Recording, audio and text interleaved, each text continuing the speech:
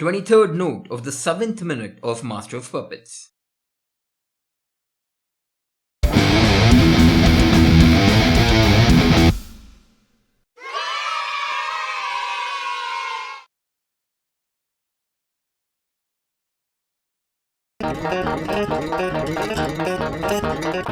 What's up guys, and welcome to this month's episode of Ask TUGGtv. Now this is a segment wherein we answer the questions that you guys have to the best of our abilities and also get to know you guys a lot more better. So let's get the ball rolling. And rolling.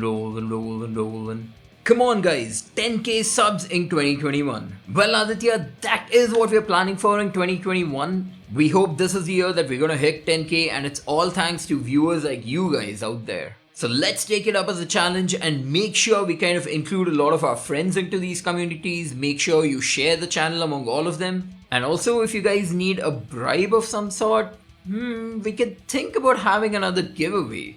What do you think about it? I almost feel like one of these parents who's kind of like bribing their kid to do better in school. Munna, see, if you give TUGGtv uncles 10,000 subscribers, I will give you a gift, okay?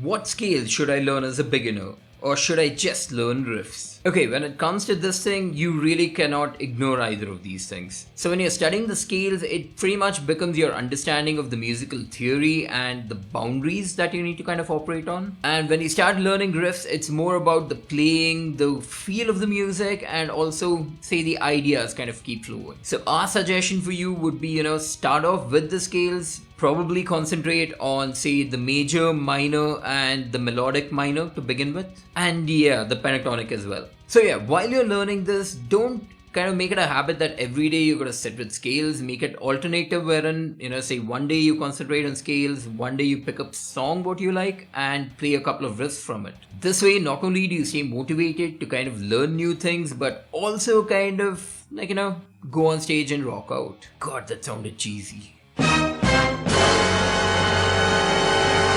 Send me your Axe FX patches. Well, bass boy, we would love to give you our Axe FX patches, if we had any. Okay, so memes apart, we don't actually use the Axe FX, so yeah, we really can't share the patches with you guys. But what we can actually do is make a small FX chain for you guys with, say, free plugins. So this was an idea that we toyed around with, say, a few months back. So if this is something you guys are interested in, we would love to make these chains for you guys. And also let's keep in mind, it's majorly gonna be either for the guitar and the bass. Yeah, for all you drummers out there, yeah, the plugins are quite expensive. So yeah, sorry about that. Can you Djent on a Fender Strat? So Jumanjoti, this is one of the aspects what we had, kind of hinted upon when we actually made the video on can you play metal on a Strat. If you haven't checked that out already, make sure you go check it out. We'll have the link to that video somewhere here and in the description as well. But now when you think about it, yeah, we just tried to see if we can do metal on, say, a standard tuning. I am quite curious to see how the Fender Strat would react if we put on, like, say, a set of beefy slinkies, tune it down to C sharp and see how it sounds. Okay, so question to you guys out there, is this something you would be interested in? Because quite honestly, I would love to see how the thing would sound. What is better, pure amplification or amplifier simulator? So Aniruddha, I think you're talking about the biggest debate which is going on right now, VSTs versus the actual gear. So when it comes to the guitar tone, the tube amplifier has been, say, the benchmark from, say, the past few decades. And in the recent timelines, a few solid state amps have also been making rounds to make some really heavy tones. And then came VST plugins. Now if you had asked me 5 years ago, I'd have told you that the digital side of things is never gonna sound as similar to, like, say, using a real amp and cabinet. But in the past couple of years, there have been some really good sounding simulators out there. And when I'm talking about digital sounds here, I'm referring to both your VST plugins and, say, the digital emulators like Kemper, Line 6 Helix, and the newest kid on the block, the Quad Cortex. So when you sit and listen to the sound what is produced by these digital methods, they're almost near to how the tube amplifiers or the solid states sound. Now yes, if you single out the tracks and pay a lot of attention to the sound coming out, you will be able to figure out which one this is. But overall, when you put it in a mix, it kinda starts getting difficult. I'm pretty sure you guys will be able to find a lot of demos out there, and it's quite difficult to actually figure out which one the analog amplifier is and which the digital simulator is. So yeah, when it comes down to which one of them is better, this is technically an arbitrary question. If you're somebody who's there in the bedroom and recording a lot of things like, say a lot of us, the digital way would be the most easiest thing to go for.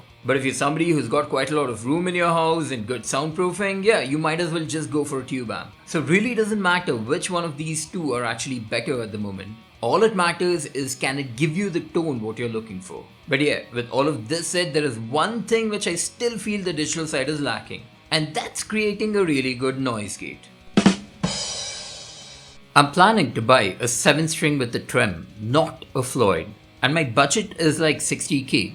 So, any suggestions? Well, frustrated student 21, this is something which is gonna be a bit tricky. Now, the only reason why I consider it so is because most of your 7-string guitars either come with a fixed bridge or a Floyd Rose bridge. And since you're looking out particularly for a Trem bridge, it's going to sort of condense the options what you're gonna have.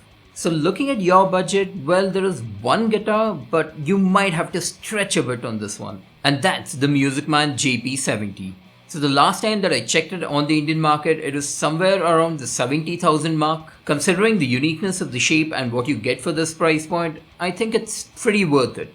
And apart from this, I do believe Ibanez kind of released an ANZ 7-string quite recently. So I'm not really sure how much it's going to be priced at when it comes here, in stock at the stores. And hey, if it comes anywhere near your price range, I would definitely urge you go for this one. What's the time signature of Schism? Okay, so Schism by Tool is one of these songs which has got like a really weird, timing to it. And yeah, this is something that even I had to Google myself. So yeah, rather than me actually telling you guys the whole thing, I'll have the write-up from ultimateguitar.com right here on the screen, so make sure you pause and read the complete thing.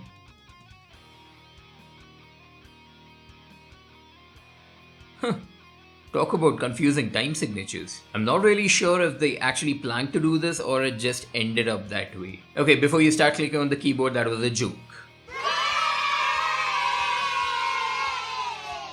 Opinion on offsets. Well, Nandini, although I don't actually own a proper offset guitar, I do love the shapes. Especially the Jaguar and the Firebird. Now, probably down the line, if I come across a really good deal or a really good sounding instrument, I am gonna pick one up. And with the manufacturers coming up with new and innovative offset shapes, I really want to see where this thing is headed towards.